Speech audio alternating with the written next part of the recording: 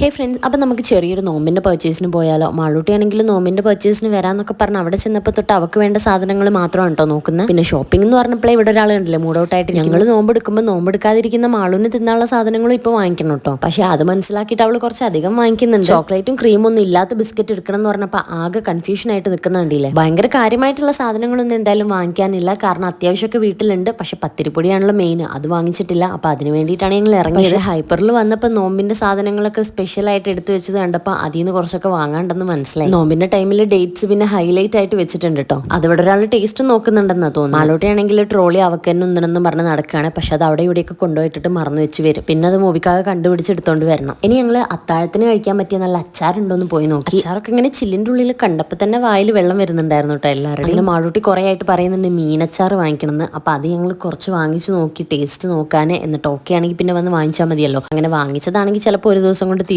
തോന്നുന്നു. അതിന്റെ ഇടയിൽ വരെ രണ്ടുപേരും കാണാണ്ടായി. നോക്കുമ്പോൾ ചാട്ട് ഐറ്റംസിന്റെ അടിയിൽ പോയി നിൽക്കുന്നുണ്ട് വിശക്കുന്നെന്നും പറഞ്ഞിട്ട്. ഇതൊക്കെ ഉണ്ടാക്കുന്ന കണ്ടപ്പോൾ മുബിക്കാവ് കുറെ ഖത്തർ ഓർമ്മ വരുന്നു. അങ്ങനെ ഞങ്ങൾ ബാക്കിയുള്ള സാധനങ്ങളും കൂടെ പർച്ചേസ് ചെയ്തിട്ട് വേഗം ഇറങ്ങാന്ന് കരുതി. കാരണം ഇല്ലെങ്കിൽ ഇപ്പൊ ഹൈപ്പറൊക്കെ അടയ്ക്കും. നോമ്പുറക്കാൻ കഴിക്കാനുള്ള കടികളും ഇവിടെ ഉണ്ടാക്കി വെച്ചിട്ടുണ്ട്. അതിന്റെ ഇടയിൽ ഞങ്ങൾ ഒരു കുട്ടി സബ്സ്ക്രൈബറെ കണ്ടു. പിന്നെ പത്തിരിപ്പൊടി വാങ്ങാൻ പറഞ്ഞപ്പോൾ മുബി ചോദിക്കുന്നുണ്ട് സാമ്പാർ പൊടി വേണമെന്ന്. എന്താണ് അതിന്റെ ഒരു ലോജിക്കെന്ന് എനിക്ക് മനസ്സിലായില്ല. അങ്ങനെ നോമ്പിന് വേണ്ട കുറച്ച് സാധനങ്ങളൊക്കെ വാങ്ങിച്ചു. പിന്നെ ഒരു സ്ക്വാഷ് വാങ്ങിച്ചിട്ടുണ്ടായിരുന്നു. സാധാരണ ജ്യൂസ് അടിക്കാറാണ്. പിന്നെ എപ്പോഴെങ്കിലും ഈ പറഞ്ഞ പോലെ നമുക്ക് ടൈമൊക്കെ മാനേജ് ചെയ്യാൻ വേണ്ടിയിട്ട് ഉപയോഗിക്കണമെങ്കിൽ ഒരു സ്ക്വാഷ് വാങ്ങി വെക്കുന്നത് നല്ലതായിരിക്കും. പിന്നെ ഞാൻ തേങ്ങാപ്പാലിന്റെ പൊടി വാങ്ങിച്ചിട്ടുണ്ടായിരുന്നു. നമുക്ക് ഇതും ടൈം ലാഭിക്കാൻ പറ്റിയൊരു സംഭവമാണ്. നോമ്പിന്റെ പർച്ചേസ് എന്നും പറഞ്ഞ് വന്നിട്ട് വാങ്ങിയതാണോ ഇതൊക്കെ എന്നാണ് മൂവി ചോദിക്കുന്നത്. അങ്ങനെ ഞങ്ങൾ സാധനങ്ങളൊക്കെ വാങ്ങിച്ച് ബില്ലടിച്ച് അവിടെ നിന്ന് ഇറങ്ങി. ഇനി ഞങ്ങൾ ഫുഡ് കഴിച്ചിട്ടാണ് തിരിച്ച് വീട്ടിലേക്ക് പോകുന്നത്. അതിൻ്റെ ഇടയിൽ അവിടെ കുറച്ച് ചെടികളൊക്കെ വെച്ച് കണ്ടിട്ട് മാള് പോയി നോക്കുന്നുണ്ടായിരുന്നു കേട്ടോ. ചെടിയല്ല, അതിന്റെ കൂടെയുള്ള കപ്പും സാധനങ്ങളൊക്കെ പോയി നോക്കുകയാണ് ആള്. പിന്നെ അവളുടെ കയ്യിലുള്ള സ്നാക്സ് ഞങ്ങളും കൂടെ കഴിക്കാൻ തുടങ്ങിയപ്പോൾ പേടിച്ചിട്ട് തീർന്നു പോകുന്ന എഴുതിയിട്ട് ഓടുകയാണ്. നോമ്പിന്റെ പർച്ചേസിന് എല്ലാവരും ഇറങ്ങുന്നതുകൊണ്ടായിരിക്കും. വർക്കിംഗ് ഡേ ആയിട്ടും ഇന്ന് അത്യാവശ്യം തിരക്കുണ്ടായിരുന്നു ഹൈപ്പറിൽ. അങ്ങനെ ഞങ്ങൾ സാധനങ്ങളൊക്കെ വാങ്ങിച്ച് അവിടെ നിന്ന് ഇറങ്ങി നേരെ ഫുഡ് കഴിക്കാൻ പോയി. അൽഫാമായിരുന്നു കഴിച്ചിട്ടുണ്ടായിരുന്നത്.